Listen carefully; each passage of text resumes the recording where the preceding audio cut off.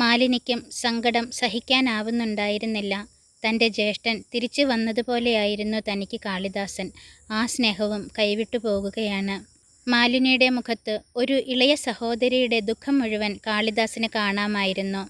മാലിനിയുടെ അമ്മയും കണ്ണീരൊഴുക്കിക്കൊണ്ട് കാളിദാസനെ യാത്രയാക്കി. പക്ഷേ അവർ ഒരു കാര്യം കാളിദാസനെ ഓർമ്മിപ്പിച്ചു.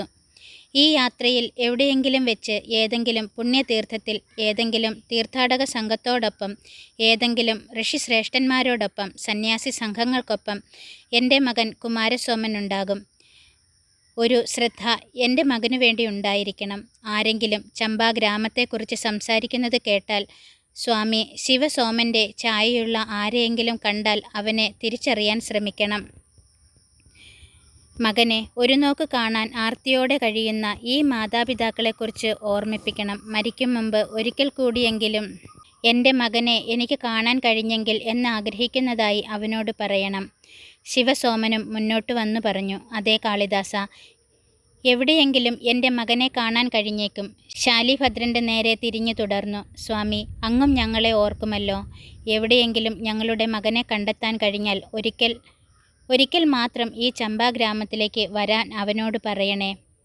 എൻ്റെ ജ്യേഷ്ഠനെ കണ്ടെത്തണേ എന്ന അഭ്യർത്ഥന മാലിനിയുടെ മുഖത്തും പ്രകടമായി. തീർച്ചയായും ഓരോ പുണ്യതീർത്ഥത്തിലും ഋഷികവാടത്തിലും തപോഭൂമിയിലും കുമാരസോമനെ കണ്ടെത്താൻ ശ്രമിക്കാൻ. എന്നെങ്കിലും കുമാരസോമൻ തിരിച്ചെത്തും. തീർച്ചയായും ഒരിക്കലും മറക്കില്ല കുമാരസോമൻ്റെ കാര്യം എന്നവർക്ക് വാക്കുകൊടുത്തുകൊണ്ട് യാത്ര പുറപ്പെടുമ്പോൾ കാളിദാസന് മനസ്സിൽ മാളവം വിട്ടു പോന്നതിനേക്കാൾ ദുഃഖം ഘനീഭവിക്കുന്നുണ്ടായിരുന്നു. അന്ന് സ്വന്തം ജീവൻ രക്ഷിക്കണമെന്ന ലക്ഷ്യം മാത്രമേ ഉണ്ടായിരുന്നുള്ളൂ. അഗ്നി വിഴുങ്ങിയ വനഭൂമിയിൽ നിന്ന് വിശന്നു വലഞ്ഞ് ആഹാരം തേടി ഇറങ്ങുന്ന കാട്ടുമൃഗങ്ങൾക്കും ആകാശത്തിൽ വട്ടമിട്ട് പറന്ന് ഇര തേടുന്ന കഴുകന്മാർക്കും ആഹാരമാകരുതെന്ന് ആഗ്രഹിച്ചു. ഇപ്പോൾ അങ്ങനെയൊരു പ്രയാണമല്ല. ഗുരു മനസ്സിൽ എന്തെല്ലാമോ നിറച്ചു കഴിഞ്ഞു.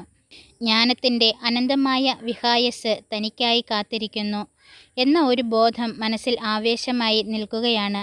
അതുകൊണ്ട് ഗുരു എങ്ങോട്ട് നയിച്ചാലും പോവുക തന്നെ. ശാലിഭദ്രനും മറ്റു ചില സന്യാസിമാരുമടങ്ങുന്ന സംഘത്തോടൊപ്പം ചമ്പാഗ്രാമം കടന്നു പോകുമ്പോൾ കാളിദാസൻ ഇടയ്ക്ക് തിരിഞ്ഞു നോക്കി.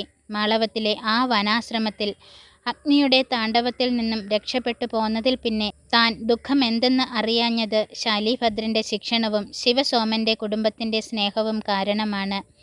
അദ്ദേഹത്തിൻ്റെ പത്നി തനിക്ക് അമ്മയായി, മകൾ തനിക്ക് കുഞ്ഞനുജത്തിയായി. ഇന്നിപ്പോൾ അവരെ വിട്ട് യാത്രയാവുകയാണ്. ഇനി എന്നെങ്കിലും തിരിച്ചു വരുമോ എന്നറിയില്ല. ഇല്ല, തിരിച്ചു വരാൻ ഇത് തൻ്റെ ലക്ഷ്യസ്ഥാനമല്ല. പക്ഷേ കുമാരസോമനെ കണ്ടെത്താനാകുമോ? ഗംഗാതടത്തിൽ പണ്ടെന്നോ കളഞ്ഞുപോയ മുത്ത് അന്വേഷിക്കുന്നത് പോലെയാണ്. എങ്കിലും കുമാരസോമന് മനസ്സിൽ ഒരിടം നീക്കിവയ്ക്കാതിരിക്കാൻ കഴിഞ്ഞില്ല. വീണ്ടും മാളവത്തെ ഓർത്തു. തിരികെ എന്നെങ്കിലും മാളവത്തിൽ എത്തണം. അവിടെ ഒരുപക്ഷെ അച്ഛനും അമ്മയും ജീവിച്ചിരിപ്പുണ്ടാകും. അഗ്നിയിൽ നിന്നും രക്ഷപ്പെട്ടിട്ടുണ്ടായിരിക്കാം എന്ന ഒരു വിശ്വാസം, അടക്കാനാവാത്ത ഒരു ആഗ്രഹം മനസ്സിൻ്റെ ഏതോ കോണിൽ കാളിദാസനെ മാളവത്തിലേക്ക് പിടിച്ചു വലിക്കുന്നുണ്ടായിരുന്നു. അവരും ഒരുപക്ഷെ ഇവർ കുമാരസോമനെ കാത്തിരിക്കുന്നത് പോലെ തന്നെ കാത്തിരിക്കുന്നുണ്ടാകുമോ? എന്നാൽ അനുക്രമമായി നടക്കുന്ന കാര്യങ്ങൾക്കെതിരെ തീരുമാനിച്ചുറച്ച് ഉടൻ തന്നെ മാളവത്തിലേക്ക് മടങ്ങാൻ തക്കവിധം ആ വലിവിന് ശക്തിയുണ്ടായിരുന്നില്ല. നിയതിയുടെ നിയന്ത്രണത്തിന് വിധേയമായി മുന്നോട്ടൊഴുകാനായിരുന്നു താൽപ്പര്യം. താൻ ഗുരു ശാലിഭദ്രനെ കാണാനിടയായതുകൊണ്ടാണ് ഈ ചമ്പാ ഗ്രാമത്തിൽ വന്നു ചേർന്നത്. അദ്ദേഹം തനിക്കായി കാത്തിരിക്കുകയായിരുന്നോ എന്ന് തോന്നിപ്പോകും.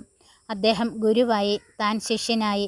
ഇത്രയും കാലം ഇവിടെ, ഇനി പ്രയാണമാണ്. അഭികാമ്യം എന്ന നിലയിലെത്തിയപ്പോൾ പോകാൻ കാരണങ്ങൾ വന്നു ചേരുകയായിരുന്നു. നാം ഇവിടെ നിന്നും ഗംഗയുടെ തീരത്തുകൂടി പശ്ചിമദിക്കിലേക്ക് പോയാൽ പ്രയാഗയിലെത്തും. അവിടെ നിന്നും വടക്ക് പടിഞ്ഞാറോട്ട് പോയാൽ ഗംഗയുടെ തീരത്തുകൂടി കന്യാകുബ്ജം കടന്ന് ഹസ്തിനാപുരത്തേക്ക് പോയാൽ ശാകലവും പിന്നെ തക്ഷശിലയും ജ്ഞാനവിജ്ഞാനങ്ങളുടെ കലവറ. അവിടെ കുറച്ചു കാലം കഴിയുന്നത് നന്നായിരിക്കും, ഗുരു വിശദീകരിച്ചു. ഗംഗയിലൂടെ പോയാൽ വീണ്ടും നദീയാത്രയാണ്. അതിലും നല്ലത് ഇനി കരയിലുള്ള യാത്രയാണ്. ജനജീവിതം നേരിൽ കാണാം. ഗ്രാമങ്ങളും വനാന്തരങ്ങളും പിന്നിട്ട് യാത്ര ചെയ്യാം. ഗുരു തുടർന്നു. ഗ്രാമങ്ങളും പർവ്വതനിരകളും താഴ്വരകളും കടന്ന് അവർ ഗംഗയുടെയും യമുനയുടെയും സംഗമത്തിൽ എത്തി. പുണ്യസ്നാനം നടത്തി യാത്ര തുടർന്നു. പുണ്യതീർത്ഥങ്ങളിലും സത്രങ്ങളിലും ആശ്രമങ്ങളിലും വിശ്രമിച്ചു. തീർത്ഥാടകരുമായും ഋഷിമുനിമാരുമായും സംവദിച്ചു. നദികൾ കടന്നു. വനത്തിലൂടെ യാത്ര ചെയ്തു. മനോഹരമായ സ്ഥലങ്ങളും മനോഹരമായ പർവ്വതനിരകളും കണ്ടു. എത്രയെത്രയോ പുണ്യസങ്കേതങ്ങൾ ദർശിച്ചു. നഗരങ്ങളും രാജസഭകളും സന്ദർശിച്ചു. വിദ്വാൻമാരെയും താർക്കികരെയും കണ്ടു. ചിലപ്പോഴെല്ലാം യാത്ര വളരെ കഠിനമായി അനുഭവപ്പെട്ടു. പലപ്പോഴും പ്രധാന പാത വിട്ട് മറ്റു വഴികളിലൂടെ സഞ്ചരിച്ചു. വേനൽ പാരമ്യത്തിലെത്തിയിരുന്നു. പകൽ സമയങ്ങളിൽ സൂര്യൻ കത്തിജ്വലിച്ചു. അസ്തമയശേഷം പോലും അന്തരീക്ഷത്തിൽ ചൂട് അസഹ്യമായി തങ്ങി നിന്നു. ആദ്യമൊക്കെ ജലാശയങ്ങളിൽ ജലം കുറവായി കാണപ്പെട്ടു. പിന്നീട് പലയിടത്തും വരണ്ടുണങ്ങിയ വിണ്ടുകീറിയ ജലതടാകങ്ങളാണ് കണ്ടത്. യാത്രാപഥം നദീതടങ്ങളിൽ നിന്ന് അകന്നു കഴിഞ്ഞിരുന്നു.